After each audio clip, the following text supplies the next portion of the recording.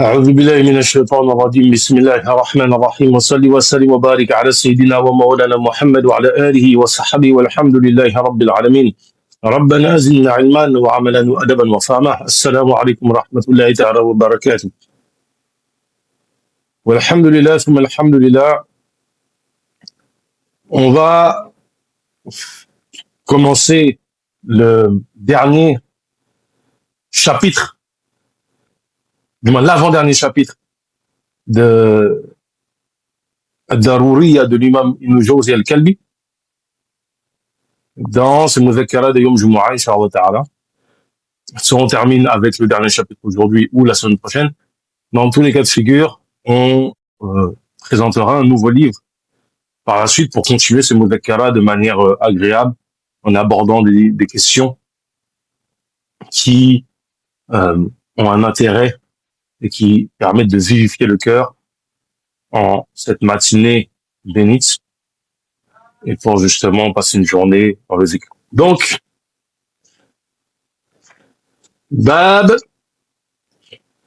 Babu jumlati min al-umuri al-wajibat. Chapitre sur un ensemble de choses qui sont obligatoires. At-talabul ilm farida. La quête du savoir est obligatoire. La quête du savoir est une obligation. La quête du savoir est une obligation. فمنه فرض عين وهو ما لا بد لمسلم منه في دينه.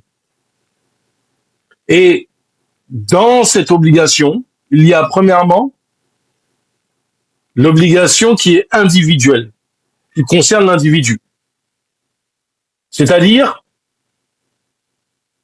ce qui concerne l'individu au sujet de sa religion, et c'est ce que personne d'autre ne peut s'acquitter pour lui. C'est-à-dire que vous avez des choses qui sont obligatoires individuellement, prier, jeûner, ce sont vos obligations individuelles qui vous concernent, savoir faire des contrats. Grosso modo, tout ça, donc Darouri, d'une manière générale, fait partie des obligations individuelles. Il y a bien Babou Djihad qui a été traité, mais justement, ce chapitre-là, dans le contexte de l'époque, pour l'imam Ibn Jawzi al-Kalbi, c'était une obligation individuelle parce qu'ils étaient totalement, ils étaient en permanence, en fait, sous la pression des royaumes chrétiens de la région. C'était Grenade de l'époque, c'était le dernier bastion de l'islam sur la péninsule ibérique. ومنه فرض الكفاية وهو ما زاد على ذلك. Et il y a ce qui est une obligation collective et ce qui se rajoute à cela. Donc en fait, par exemple, obligation individuelle. Vous avez besoin pour réciter, pour votre prière, d'un minimum de Coran à réciter. Al-Fatiha et quelques surahs.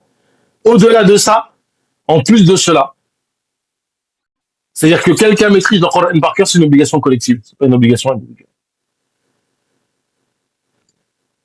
Au sujet de la prière, vous allez vous charger de ce qui vous concerne, et après il y a des détails assez techniques, des fois dans la prière, ça vous concerne pas directement. Vous allez auprès des ulémas qui vont répondre à cette question de manière plus spécifique. Allahu a'lam. Wal ulama warathatul anbiya wa ta'allamu al-ilm ta'limuhu fi afdal al-a'mal wa yajibu al-'amalu bil-'ilm.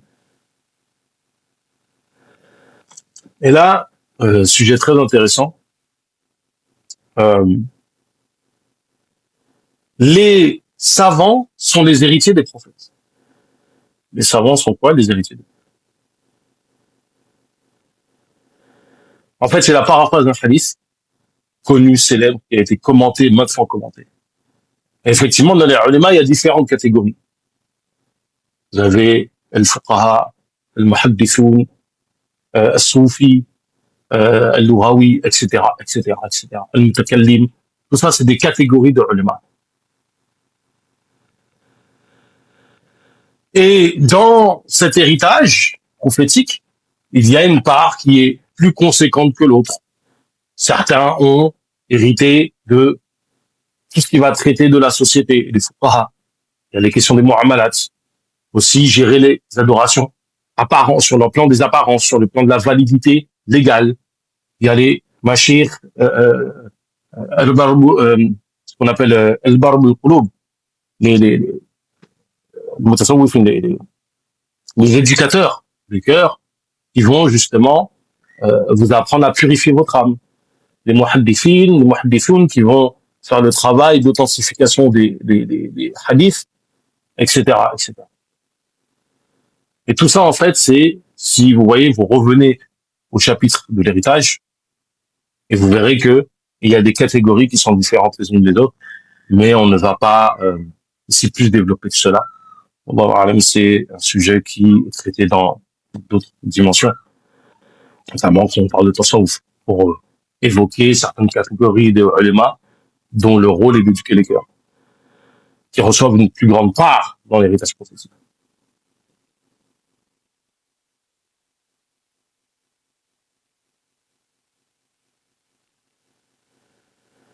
Et là, ce qu'il nous dit ensuite, c'est que l'apprentissage et l'enseignement de la religion fait partie, mais afdalil a'mal, des meilleurs actes. En fait, il faut comprendre qu'il y a une divergence chez les ulama, en tout cas dans le mazhab maliki. C'est une question, c'est une masala qui est posée par les fuqaha en général. Quelle est la meilleure des œuvres surrogatoires en dehors des obligatoires? Faut avoir en tête que une œuvre obligatoire est spirituellement supérieure. Comme c'est dit dans le hadith, mon serviteur ne s'est pas autant rapproché de moi que par les œuvres que je lui ai prescrites. Donc en fait, ce qui est obligatoire, c'est ce qui, spirituellement, va toujours être plus bénéfique, plus important, plus conséquent. Ça va être toujours la meilleure des choses. Ensuite, parmi les œuvres surrogatoires, qu'est-ce qui est le mieux? Et il y a des discussions. Il y a vraiment des divergences. Certains ont dit c'est le djihad. Certains ont dit c'est le hajj. Certains ont dit, comme ici, c'est la science, etc. Là, c'est un avis qui est donné par nombre de ulama. C'est l'avis, beaucoup le disent, hein, c'est l'apprentissage et la transmission de la science. Et effectivement, il y a une certaine sagesse dedans. Pourquoi? Parce que tous les actes que vous voulez faire, s'ils sont dénués de savoir, ça vaut plus rien. Il y a même des ulama qui considèrent que si un acte est fait sans science, il n'est même pas valable. Et quand on dit sans science, ça veut dire par exemple distinguer l'obligatoire du recommandé, le makruh du haram, ce qui est une condition de ce qui est un sabab, de ce qui est une cause, etc., etc., etc., etc.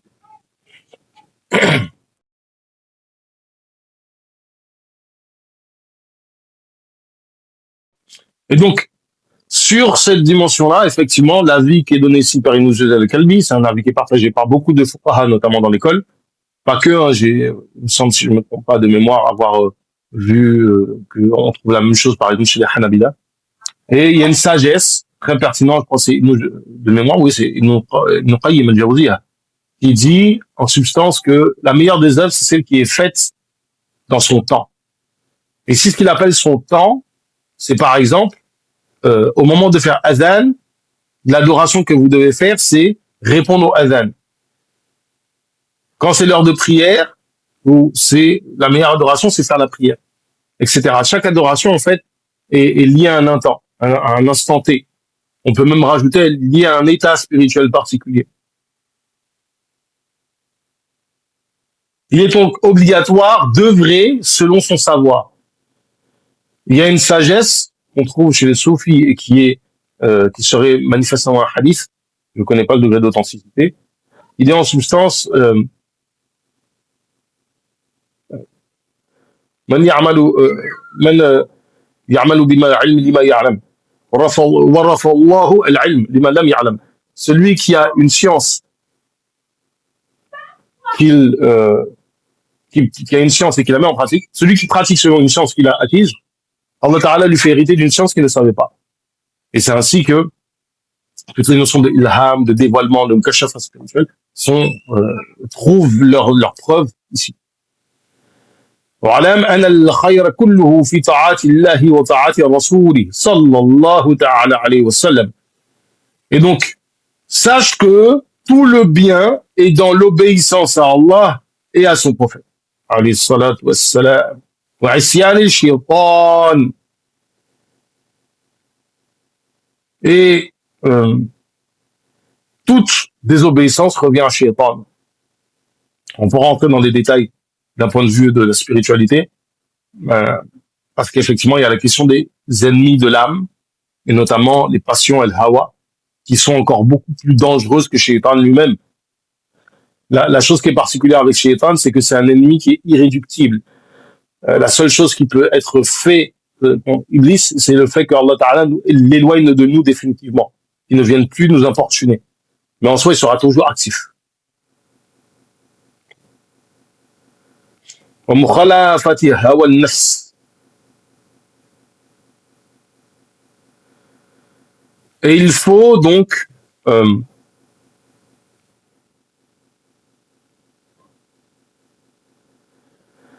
obligatoirement faire le djihad ou nafs. C'est le fait de contrarier l'ego. C'est vraiment des termes ici techniques. Ce que nous dit Kalbi, sachant que il fait partie de ces machir initiés au tasawuf. D'ailleurs, il a écrit un ouvrage de tasawuf sur la purification du cœur. Et donc, les passions et nafs, les passions, si vous voulez, il y a un lien d'un point de vue du sens. C'est l'idée de souffle. Il y a l'idée de souffle, de ce qui est... Et donc, la nefs, c'est cette âme. C'est comme, si vous voulez, c'est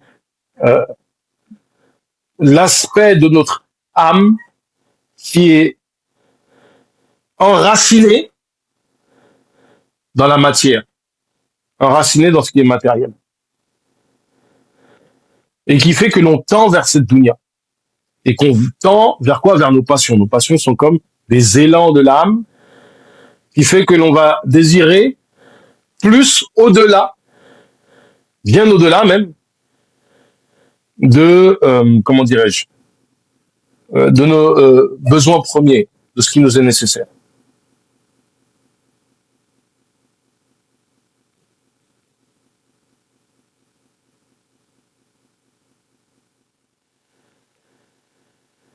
Et donc, notamment au début du cheminement spirituel, l'effort est porté sur le fait de contrarier l'ego pour que cette âme dirige ses désirs, donc ses passions, vers Allah Ta'ala.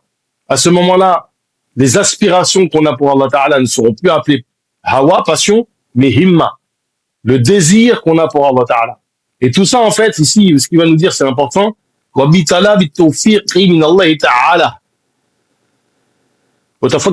وتفكري في الوقوف بين يدي الله تعالى وفي نعيم الجنة وعذاب النار.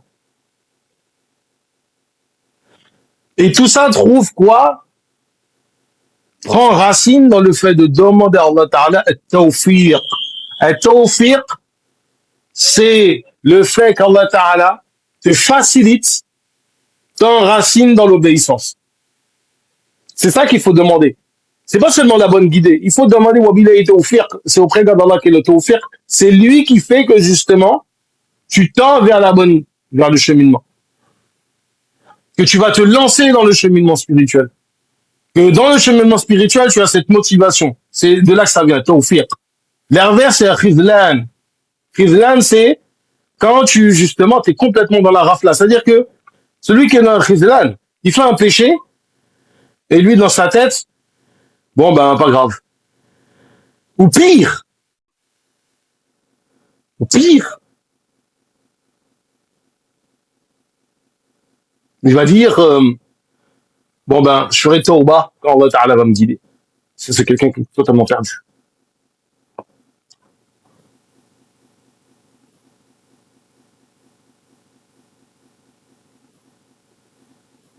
Autre chose qui est très importante pour justement cette bonne guidée, c'est la méditation sur le fait qu'on se maintient, qu'on va être debout devant Allah Ta'ala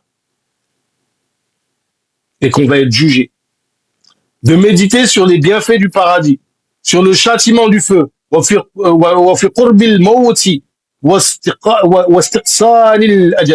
et le fait que on va bientôt mourir.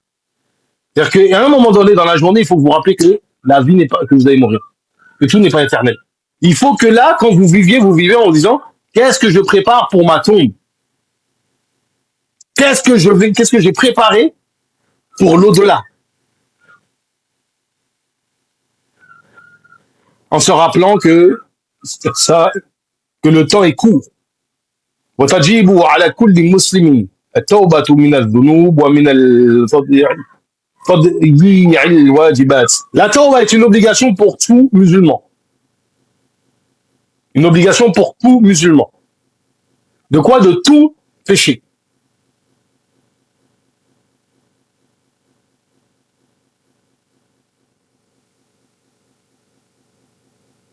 Et le fait de quoi? De délaisser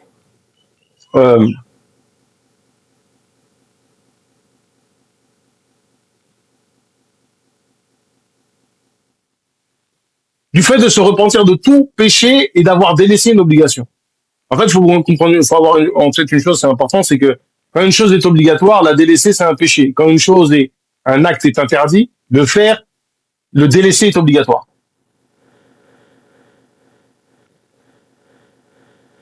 Donc, commettre un acte interdit, un acte qui est interdit, c'est obligatoire de le délaisser. Et un acte qui est obligatoire, c'est interdit de le délaisser. La définition de la tauba, l'essence de la tauba, la réalité de la tauba,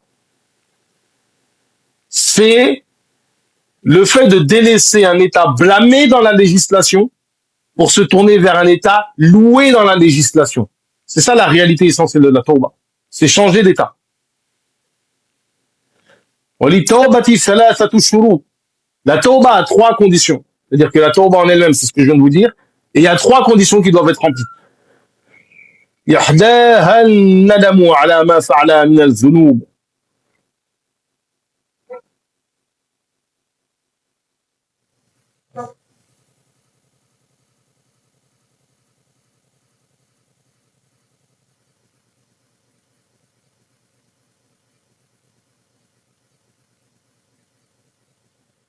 Alors, une chose qui est étonnante, c'est que le shir dit la première, ensuite il dit directement la troisième et il oublie la deuxième.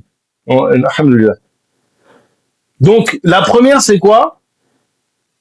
C'est le regret d'avoir commis le péché. En fait, c'est la honte, c'est l'état de honte de se dire j'ai été dans cette situation-là. Et cet état de honte, il est obligatoire, nécessaire absolument, cet état de honte, de l'éprouver. C'est-à-dire que lorsque vous vous rappelez le péché, vous ne devez pas vous en rappeler en positif. Comprenez bien. Quelqu'un qui se rappelle être allé en boîte de nuit, qui était là, ouais, c'était bien, je me suis amusé, etc. Il n'a pas fait tauba. Parce qu'il ne regrette pas de s'être retrouvé là-bas. En fait, il faut être écœuré même de ce péché.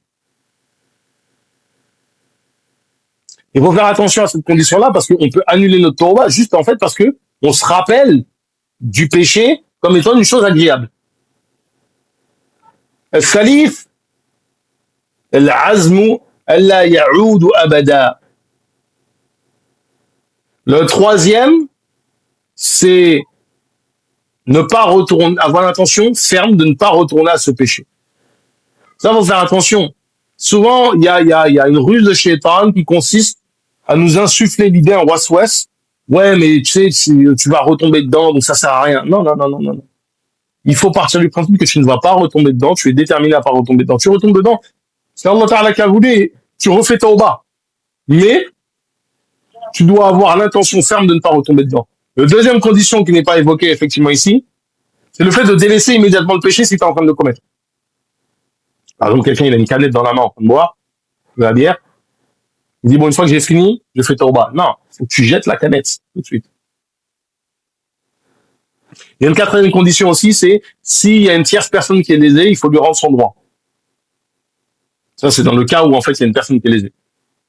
ويجب الأمر بالمعروف والنهي عن المنكر باليد فمن لم يقدر على ذلك وبالقلب ويجب الوفاء.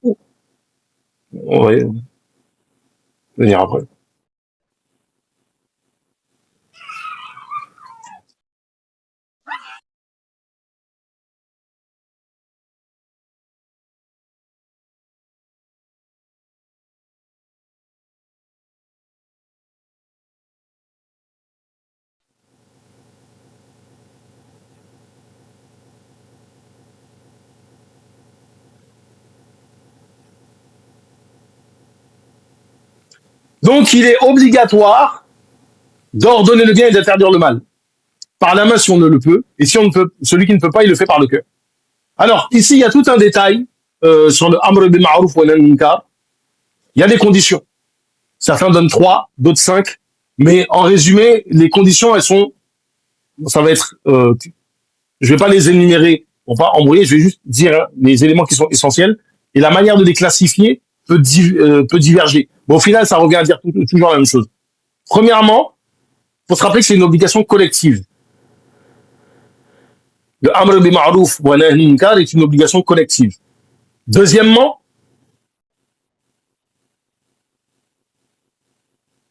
les conditions qu'on va évoquer, si elles ne sont pas remplies, il n'est plus permis de le pratiquer.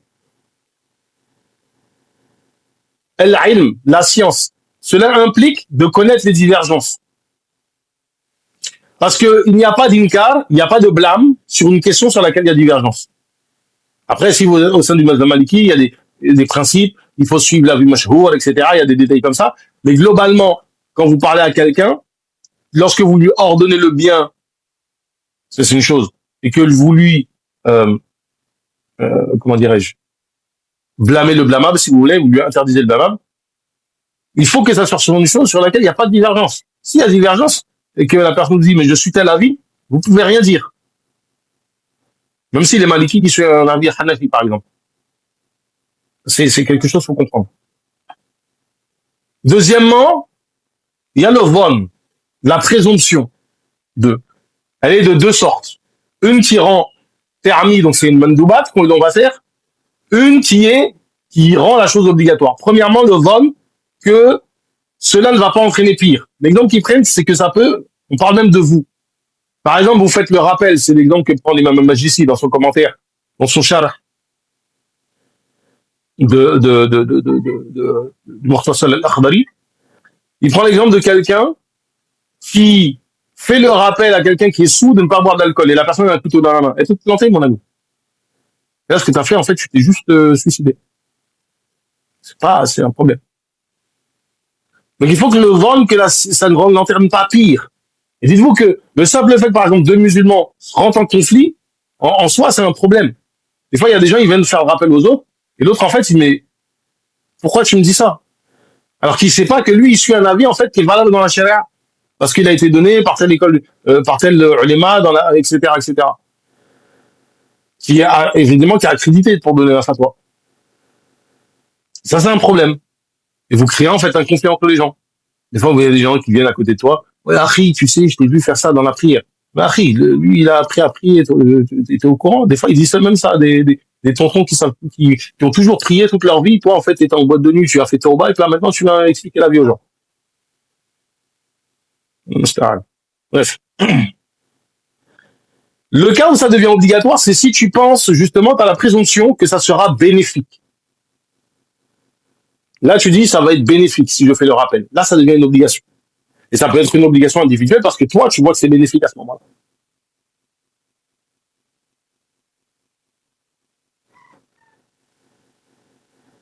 Celui qui peut, et là on parle surtout en fait des autorités qui ont les compétences, c'est obligatoire pour lui de changer ce mal-là. Par exemple, le dirigeant sait que les gens se rassemblent sous un chapiteau pour boire de l'alcool et faire des bêtises. Ben, qu'est-ce qu'il fait? Il détruit le chapiteau. Et s'il le faut, il attrape les personnes qui sont les leaders dans cette bêtise-là et les met en prison. En tout cas, tout ce qu'il faut comprendre, c'est que l'autorité, elle doit intervenir pour faire en sorte de régler ces problématiques.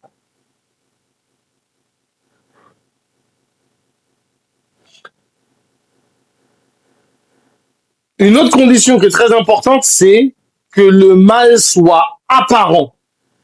On ne n'espionne pas les gens. Ça, c'est très important. On ne va pas espionner les gens. Alhamdulillah Rabbil Alamin.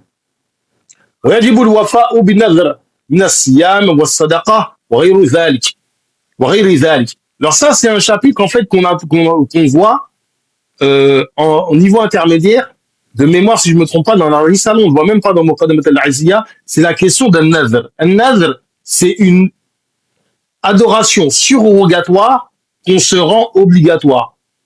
La plupart des turuq sont basés sur ce principe-là, c'est-à-dire que une adoration qui est obligatoire, tu te l'es rendu obligatoire. Soit que ça soit manifeste, c'est-à-dire que je fais le nadhr d'Allah, soit il a statut 2, parce qu'en fait, tu t'y attaches tellement que ça a le même statut. C'est pour ça que, par exemple, dans certaines tariqas, on va vous dire, quand tu n'as pas fait ça, c'est obligatoire de rattraper. C'est obligatoire parce que tu t'es tellement attaché à cette pratique-là que ça a le statut du nadhr. Et donc, le nadhr, c'est se rendre obligatoire, une chose surrogatoire. Et quand tu te le rends obligatoire, il faut bien comprendre.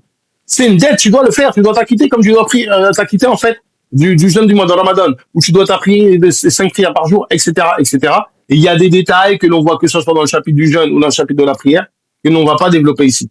Allah Ta'ala alim. Et même, dans le chapitre du Nazr lui-même, dans le bab de Al-Yamin ou Al-Nazr, donc des serments et justement de ces engagements spirituels, on évoque aussi des détails par rapport à ça. Parce qu'il y a des détails sur le Nazr qu'on n'a pas fait pour telle ou telle raison, etc. Il y a des détails de cet ordre-là. On va pas plus les développer, mais c'est obligatoire. Il faut que les gens, en fait, ils aient ça en tête. Je me rends obligatoire telle chose.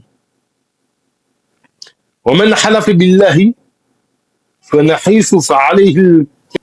Alors celui qui prête un serment par Allah et qui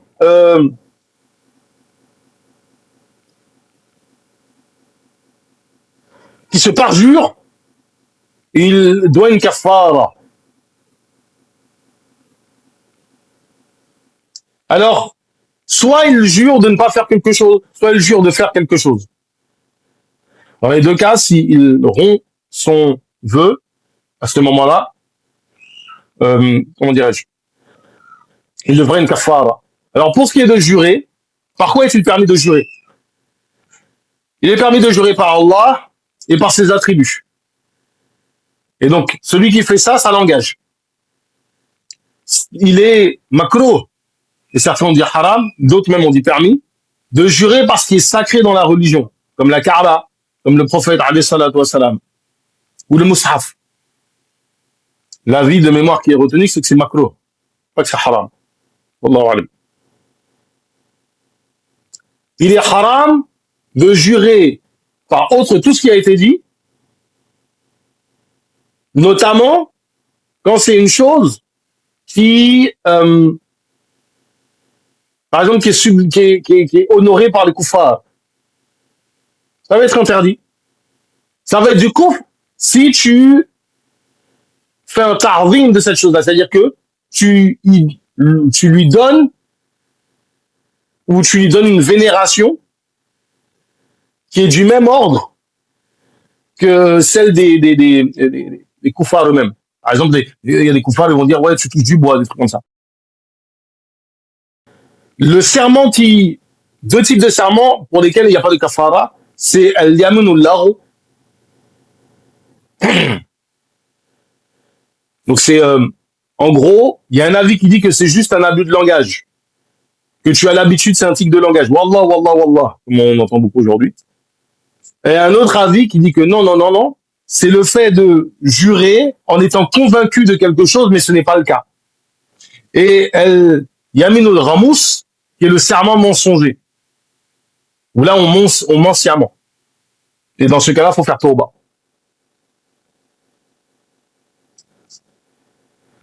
Donc la kafara, c'est wahiya it'amul asharata masakin, le fait de nourrir 10 pauvres. Il y a des détails par rapport à ça, notamment, soit tu donnes un moud et un moud et demi de la denrée en répandue dans la région, comme ici en France, ça sera du riz, ou bien du blé, ou des dattes et du raisin. Les dattes et les raisins, c'est parce qu'en fait, c'est d'une qualité supérieure au riz et au blé. Ou bien tu les nourris 2 fois par jour, avec l'équivalent d'à peu près 700... le pain aussi accepté, 700 grammes de pain. Ou sinon 2 repas par jour. Donc, par exemple, vous achetez... si vous donnez du pain, ou même des denrées de base, c'est fortement recommandé de leur donner ce qui accompagne la nourriture. Par exemple, vous achetez du riz, vous leur achetez aussi de la viande et de conserve la sauce. Oh, qui soit tout hum. Ou le fait de les vêtir. Pour les femmes, ça sera une tenue complète, donc ce qu'on appelle un pramis, donc un vêtement qui s'enfile par la tête, plus de quoi se voiler. Et les hommes, un pramis, ça suffira. Donc en fait, un vêtement qui se met par la tête. Quand on dit pramis, c'est pas le mot pour désigner en fait les tenues du golf d'aujourd'hui. Pramis, c'est boubou, c'est tout. C'est un terme générique en fait. Donc ça peut être un boubou, ça peut être un pramis, etc., etc., etc. أو تحرير رقبة.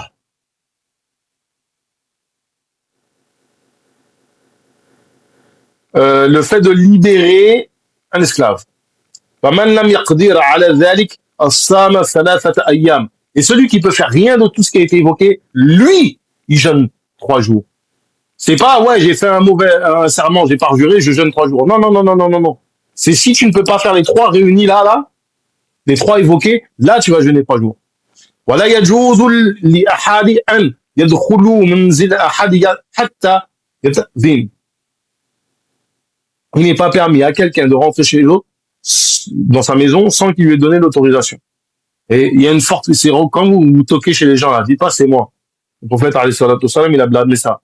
Vous toquez, qui est-ce? C'est un tel. Et vous insistez pas. 3 fois, la personne, elle ouvre pas. Même si elle veut pas vous ouvrir, vous retournez chez vous. Et si il a l'autorisation, il rentre, sinon, en fait, il rentre chez lui. Enfin, du moins, il repart. Le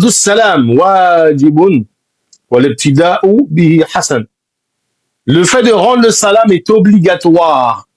Et c'est une obligation collective. C'est-à-dire que si on est en groupe, quelqu'un nous dit assalamu alaikum, on lui répond wa alaikum salam. Et une seule personne, ça suffit.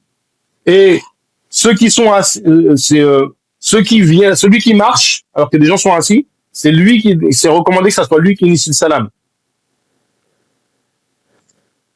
Comme celui qui arrive. Ah, pareil, pour le salam, il y a des recommandations. Par exemple, on passe pas le salam à quelqu'un qui est en train de manger. On passe pas le salam aux gens quand ils sont en train de faire cours, quand ils sont en train d'enseigner. Souvent, les gens, ils arrivent, ils disent assalamu alaikum alors qu'il y a un cours, il y a une assemblée. Bah, en fait, plutôt chute, tu arrives en retard et tu t'assois. Rendre le salam et, du moins, initier le salam et sunnah. C'est une sunnah comme c'est rapporté dans la risala de Ibn Abi Zayd al-Qarawani. ربنا زدنا علما وعملا وادبا وفهما وهب لنا يكرم في التلاوه خيرا كثيرا منك والحلاوه وصلي وسلم وبارك على سيدنا ومولانا محمد وعلى اله وصحبه والحمد لله رب العالمين.